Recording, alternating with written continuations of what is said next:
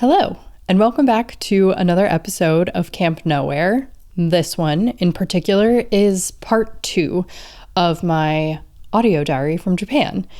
If you haven't listened to the previous episode, I do recommend going back and starting there. Kind of lays out the premise of what's going on, where I am, what we're doing, all of that sort of stuff. In this particular episode, there are going to be a lot more field recordings, which is just what I'm calling recordings that I'm collecting out in the world. Naturally, I did forget the appropriate equipment to capture the best quality field recordings. I just didn't even bring it on the trip, which is a little bit frustrating. So instead I used my phone. Some of it is not the world's best quality, and for that I do apologize. But I hope you get more of the vibe and the feel that I was going for. All right, without further ado, let's head to Japan.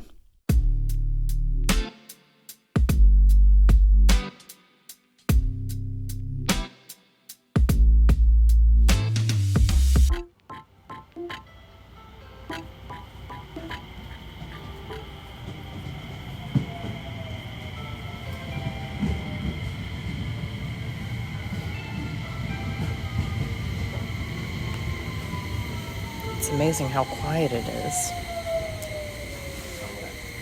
How quiet it is. Train just pulled up in like silence.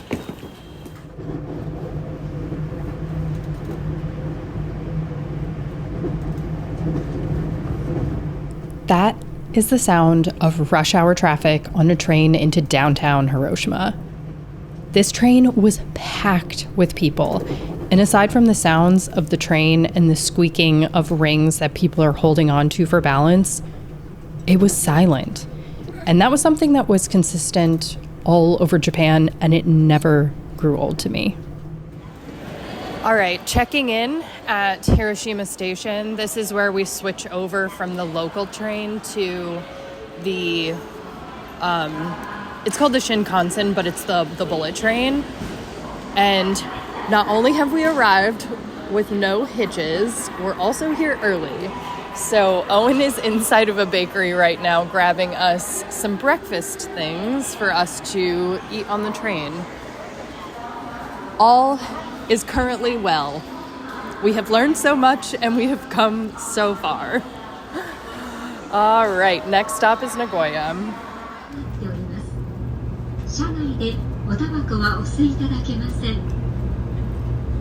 Welcome to the Shinkansen. This is the Nozomi Super Express, bound for Tokyo. We will be stopping at Okayama, Himeji, Shin Kobe, Shin Osaka, Kyoto, Nagoya, Shin Yokohama, and Shinegawa stations before arriving at Tokyo Terminal. Cars 1, 2, and 3 are for passengers without seat reservations. This train is completely non-smoking. Please refrain from smoking anywhere on the train. So we made it onto our train. There was a little confusion if it was our train or not, but we're on. And these bullet trains, to describe them, the shape is so fascinating. It's like a mix between a serpent and an eel, but they're so aerodynamic. And when they go, you can really feel the weight of nearly 200 miles an hour on your body. It is so wild. We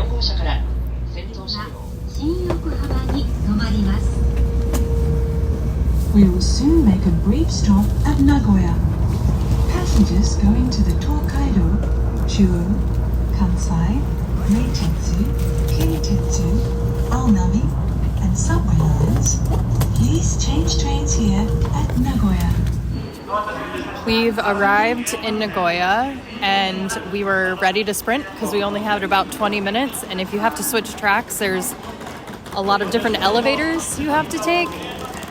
But thankfully, we realized that all we had to do was actually just stand still because we were just going to be hopping on another bullet train on the exact same track. Sometimes we catch a break. まもなく15番線に12時8分発こだま720号東京行きが到着いたします。 Yeah, that's the announcement for our train for sure. I understood the number. Nice, good job. You're doing it, Owen. Not as an easy one. This has been by far, I would say, our easiest transfer yet. Yes, it's on the exact same track. It's our speed. We just hopped off and we're gonna hop right back on. It's great. I like this. Yeah. I will show up to this train, maybe the least sweaty I have shown up to any single train. Yeah, I think it's so interesting because when I was looking at this online and when I was booking tickets, most of the layovers were only 4 minutes, which seemed crazy. Maybe it's because they're on the same track or just the opposing track. Yeah, and I think that there's some sort of efficiency built into this whole system, but when I was reading online, like most of the people were saying like, that's plenty of time. But that seems unfathomable we've for us. We've just been scarred from our very first one that we missed, which was our own fault.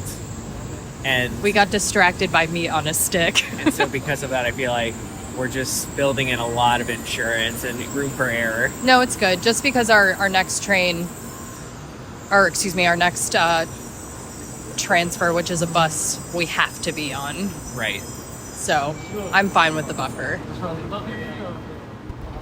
We made it to Mishima. I think that we have 2 more legs left to this journey, and we are officially done with trains, and we are now moving on to buses. Owen did a great job of navigating us to our bus stop. We're figuring this out. We're doing it. Nice job, Owen. It is December 3rd, I believe. Yes. It is Tuesday, December 3rd at 9:40 p.m. Well, we made it.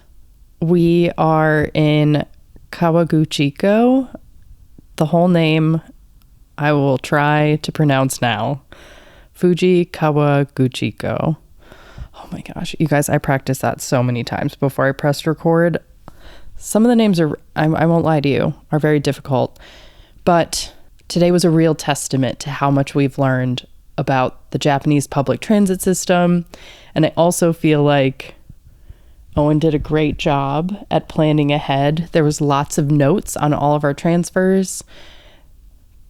That last check-in that I did, we did not need a second bus ride. We were able to walk from the station. But we are now in a town situated at the base of Mount Fuji. Wow. Tomorrow or the next day will try. I think that what I'm going to do is I'm going to sit there and I'm going to look at it and I'm just going to describe it.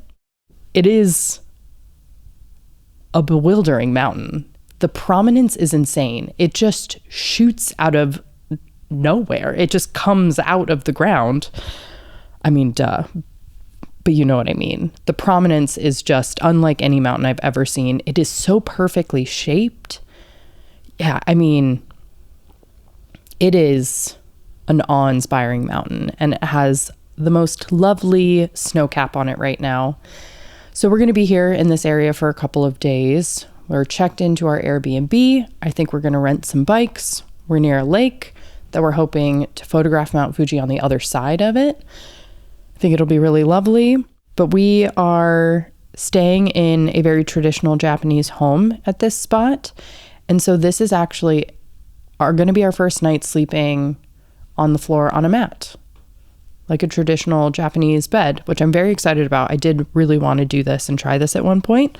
So I'm happy to finally be making that happen. And in fact, I'm reporting to you live from that bed on the floor. So tomorrow I'll have to let you know how it is. So far it feels very comfortable. So I'm pumped and exhausted. Today was a very long day. We are currently visiting Arakura Fuji Shrine, which is a very famous shrine and 5-story pagoda. And in the background, when you stand behind those things, is Mount Fuji. It's stunning. And we saw a little sign off to the side that said that there was a trail that went up the mountain to a little shrine, I guess, up in the mountains. So we decided to walk to it. We did not come prepared to hike. We are both incredibly sweaty, and now I can at least say for myself, I do not smell good. Just up to here, the little shrine is a conglomerate boulder sticking out of the hillside, and it has a head-shaped hole in it. And the sign said that when you stick your head in the hole, you can hear the wind. Can confirm that is the case. But there's coins in it and a little torii gate right in front of the stone. So we made a little offering, said our prayers in front of the little shrine. And now we're just kind of waiting for the light to get a little lower in the sky. Right now it's very hazy in between us and Mount Fuji. So we're going to wait a little bit longer, see if we can't get some nice photos a little bit later this afternoon. Now, to hike down. In the Japanese language, there is a word, komorebi, that describes the way that the light filters through the trees. And I knew that a word for that existed. First of all, I feel like the Japanese language is very poetic. So it does not surprise me that they have words to describe such specific things. But I also feel like the quality of light here is very special. And we've now spent a fair bit of time in assorted different types of wood, for a lack of a better term, here in Japan, all the way from like a bamboo forest to more of a traditional mixed wood, also for a lack of a better term. And there is really something special about the way that the light filters through. There's like a haze, the light seems to bloom off of different surfaces. And it's very poetic, and it felt like it was certainly in need of a poetic term. And I just think it's so lovely to have words to describe these beautiful things that catch your eye. Hi, it is December 4th. It is 9 p.m. Today was a little bit more of a split between work and doing things. I actually literally about 30 seconds ago finished recording my very last piece of voiceover for our last episode of Applied Theory, which is our series that we've been making for the X Overland Network. It has been kind of a wild ride to be making a series about an international trip that we took this year while on another international trip. Honestly, I don't mind it. I think it's really cool. I just think that it's a real testament to the life that we have built for ourselves, and I'm quite proud of it. I actually had somebody send me a message today, and they were like, so you're posting and sharing stuff about New Zealand while you're in Japan. How do you do that? It's kind of interesting. That actually sparked a line of thought that I don't think I've ever had before, just to the end that I think that we have a lot of practice with holding brain space for multiple big experiences at once. I think that that is just bred from 9 years of traveling full time. Because the thing is, we're always having to work while also still experiencing things. Like, we really haven't had a break in that time. And this is a very big topic that I have been thinking about for another day, just to the end of taking in a lot of experiences and maybe not necessarily, like, not feeling like we have the time to process it. But I think that to a certain extent, we've gotten a lot of practice, and I don't feel like it is weird or out of the norm. I don't feel like I'm personally having a really hard time with it. And the thing that's kind of interesting about the post-production process is that it's kind of gotten to be my means of processing these experiences. I spend obviously the time enjoying these experiences as they happen when we're capturing them. But I think that as a photographer and a filmmaker and a storyteller, a great deal of my processing happens when I dive back in to what I'm making around that. I think that that's just how I'm built.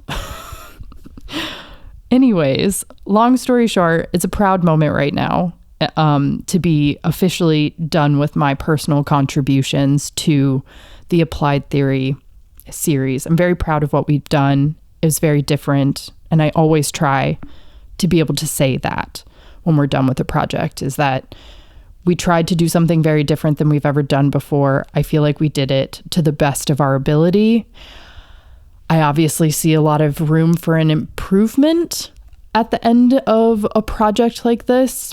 And another realization that I've actually had since being in Japan, looking at a project as we're finishing it, I often feel a lot of frustration around the fact that I can see how much okay, how do I say this? A lot of times when we finish a project, I feel a great deal of frustration because I already feel like I could have done it better by the time it's done. And that frustration is something that weighs on me for a long time. After a project, I continue to think about them for a long time.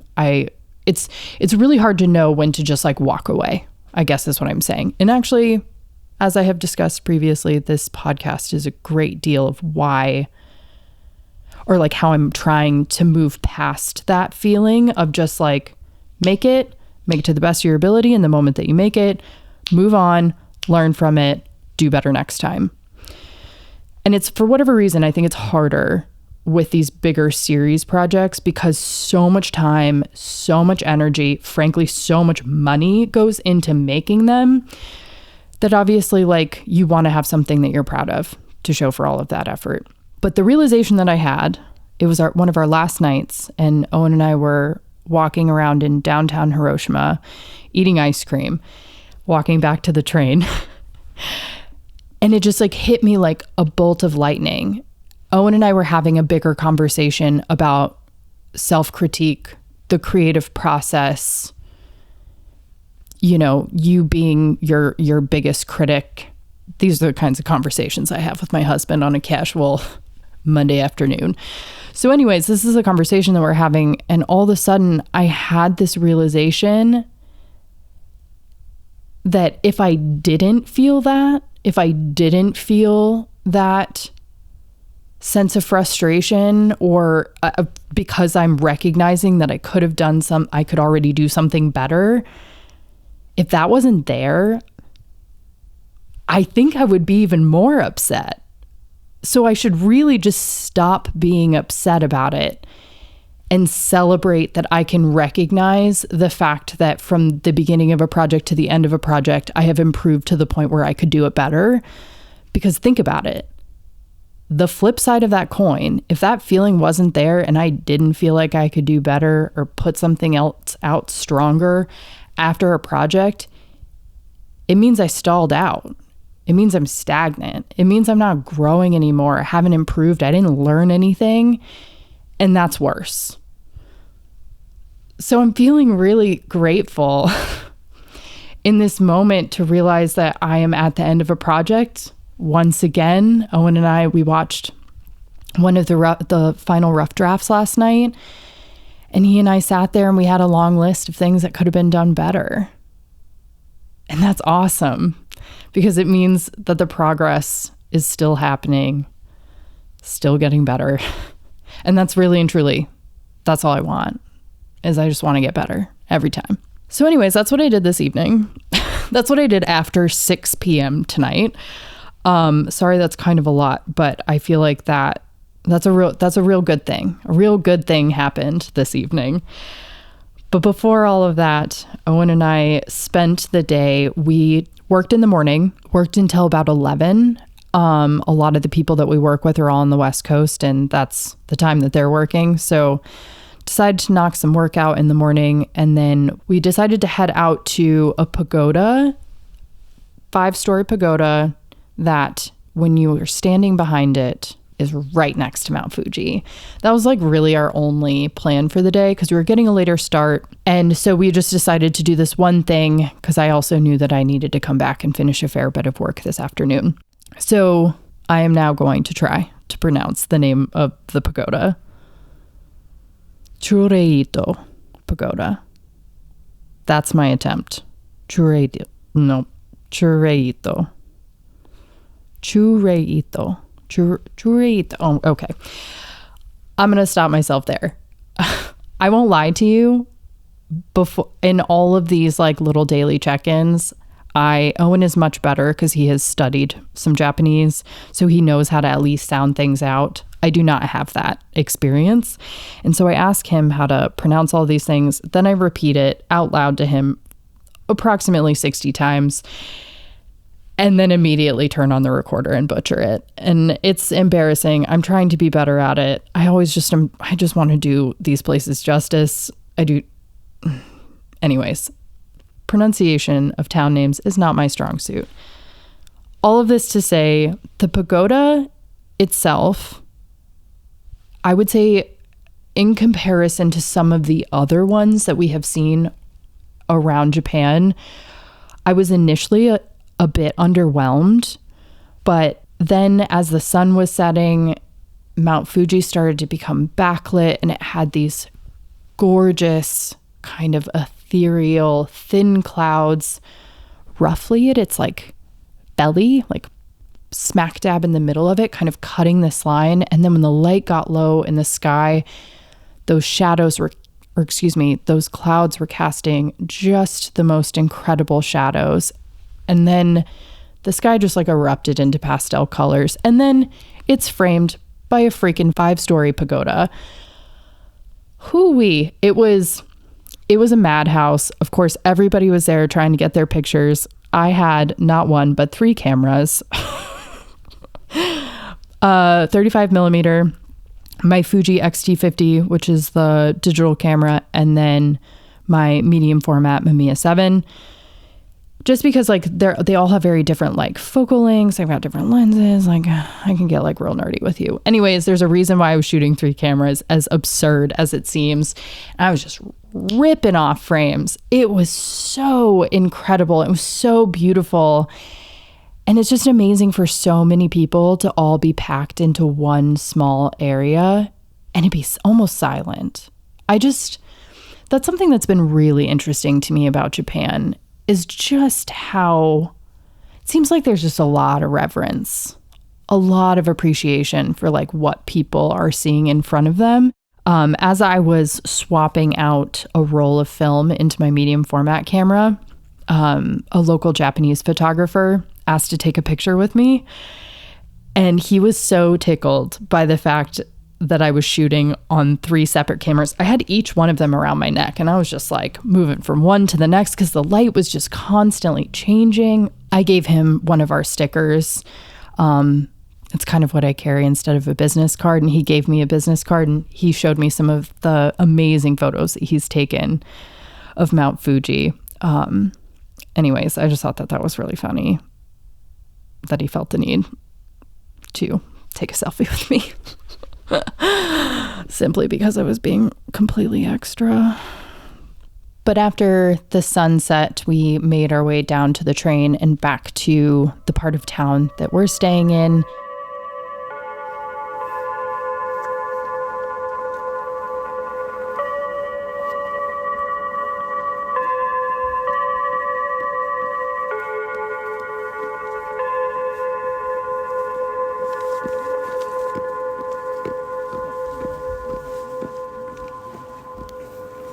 It is 5 p.m.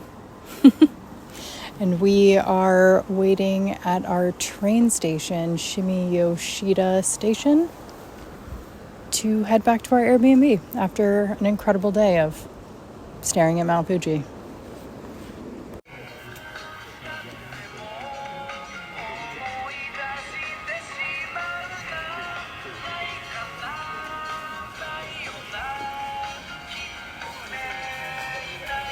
This is probably the most fun jingle I've heard for a train approaching. It's the only one with vocals, I think, so far.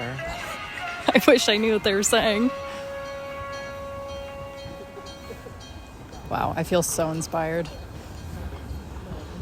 We just walked to the grocery store, picked up some sashimi, and enjoyed sashimi, a salad, and some Japanese pickles with the incredible soy sauce that we got in Nara from the 5th generation soy sauce maker.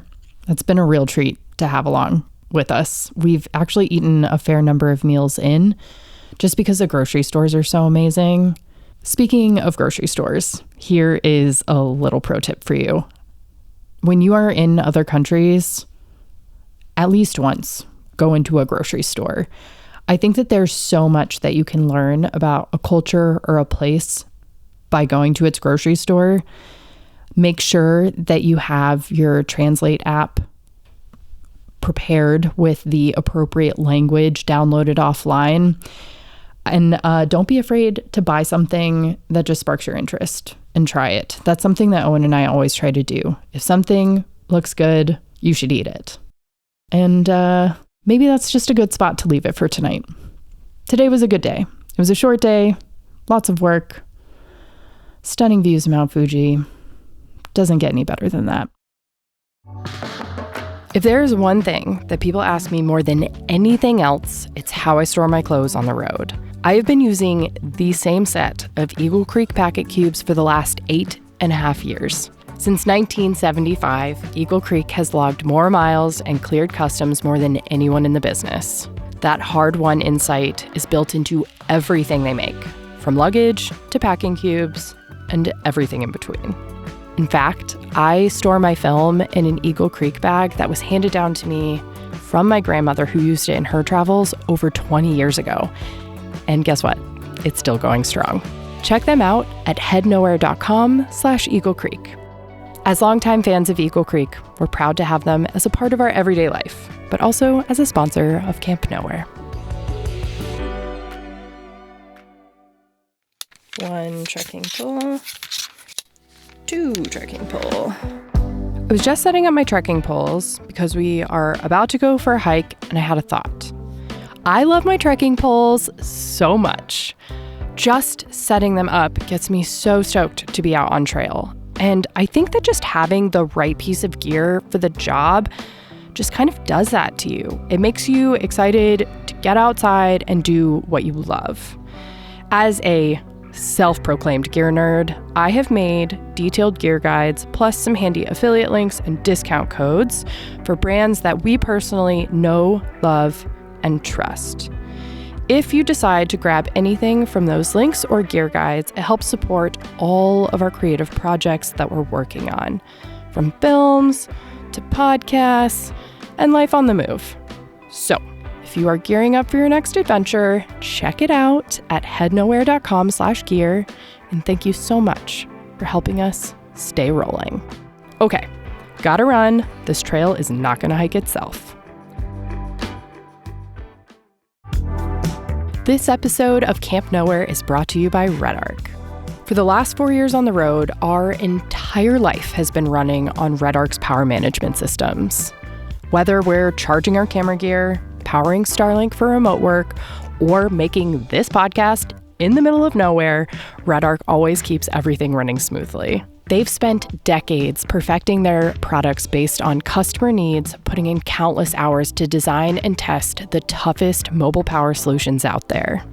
Born in the rugged terrain of Australia, RedArc has been leading the way in mobile power solutions for 45 years. For more information about reliable off-grid power, go to headnowhere.com/RedArc, which can also be found in the show notes.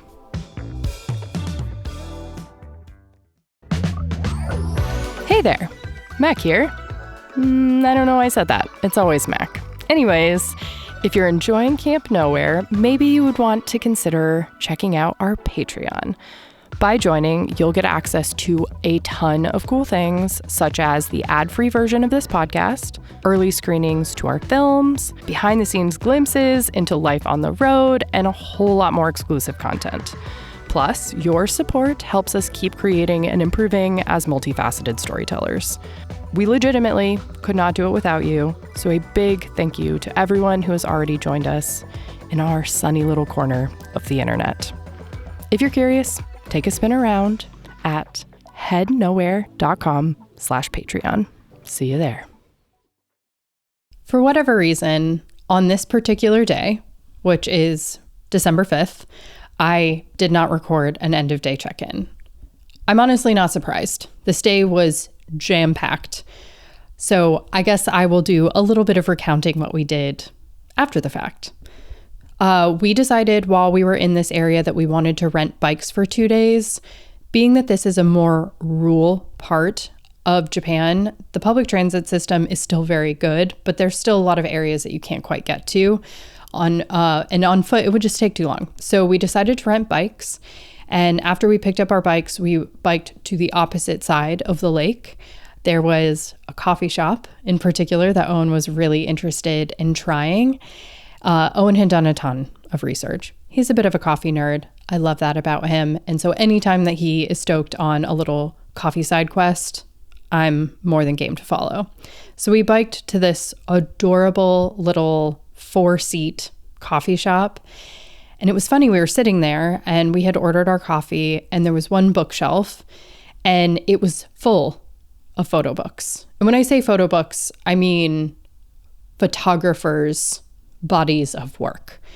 And then aside from that, there was photographic magazines, camera magazines.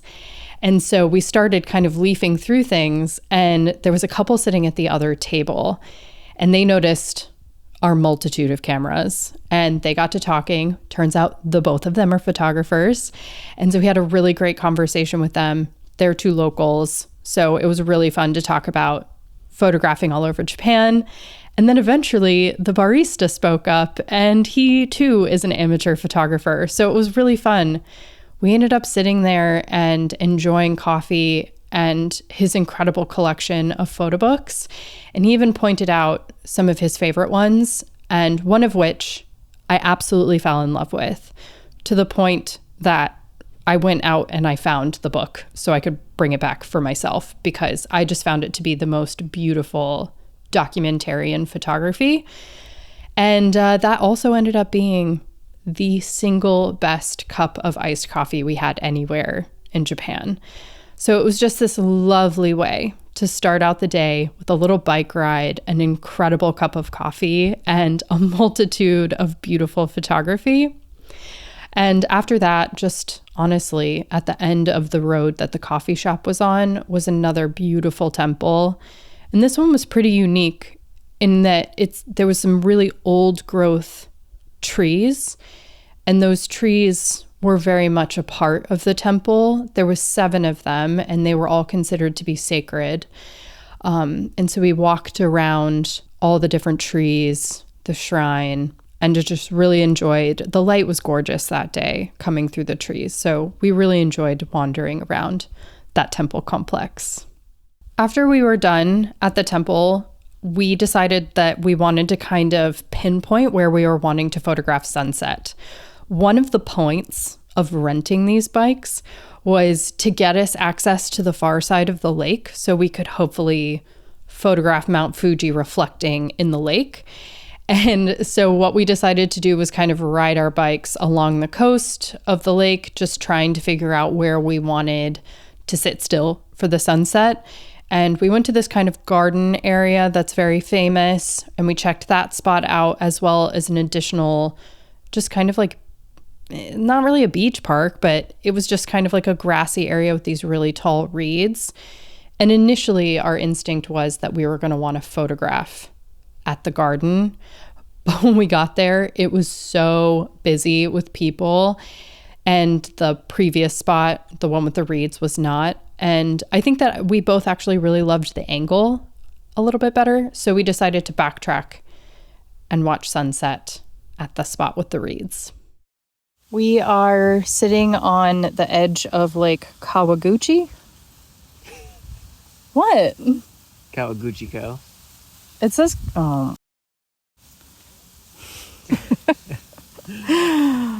Okay, we checked. This is definitely Lake Kawaguchi. You are correct. Kawaguchi. We are sitting on the edge of Lake Kawaguchi, directly across from Mount Fuji. Today we've rented bikes, so we've made it much further away than we probably could have on foot in a lot less time. But we're on this little bike path that takes you around the lake, and we're here to hopefully take some pictures of the sun setting. I can tell you now, as you might be able to hear, it's windy. We're not getting a reflection today. But we're hoping just to get some nice sunset pictures. It's quite cloudy at the moment, but I'm hopeful. These clouds could also be extremely powerful when the sun sets. So I'll have to check back in. But the clouds are quite interesting the way that they're moving around Mount Fuji. So the wind is coming distinctly from one side. And then there's these clouds that are creeping up the opposite side of the mountain. Owen pointed this out. It's a really interesting observation. And they look like they're climbing the mountain. And then when they get to the top, they just get ripped away into the sky. It must be so windy up there. But currently, right now, there's snow maybe about halfway down. And we did look it up, and I'm going to see if I don't have the stats in front of me, but this mountain has more prominence in elevation than Mount Hood. Is that correct? I don't know. I looked at Mount Shasta. Oh, Mount Shasta. That's right. And it's got 10,000 feet of elevation prominence. Wait, which one? Shasta. I thought it was like 2,000 or 3,000 feet more. Yeah. For Mount Fuji, which is impressive. Mount Fuji's entire elevation is considered its prominence, which is 12,000 and some change. I wonder how many mountains are considered to have like the entirety of their elevation also considered to be their prominence. But it is a stratovolcano, still active, and it is just the most perfect conical shape. It's really something to behold.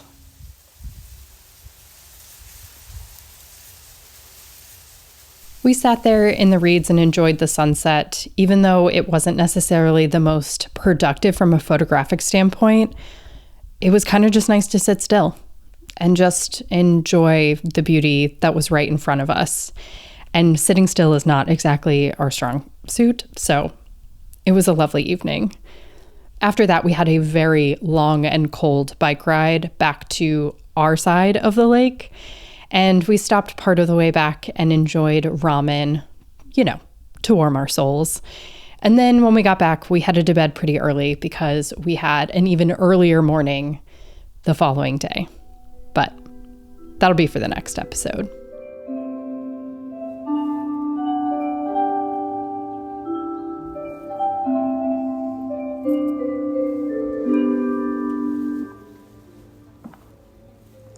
Well, it's noon. Can never forget what time it is around here. In the process of kind of collecting all of these check-ins and sound recordings that I took out in the field, I've just been really struck by how thankful I am to have these. I just think it's really cool. It just feels like something that I'm probably going to revisit in the future for posterity's sake, if you will. And even though they're not exactly the most eloquent or cohesive spoken word pieces there ever was, it's just really nice to know how I was feeling and experiencing things in the moment. I hope that you're enjoying it too, because there's one more of these. So why don't you come back next time? 2 weeks from now, we're going to have the final episode 3 of our Japan Auto Diary. Thank y'all so much, and see you next time. Or hear you next time. Yeah, hear you next time.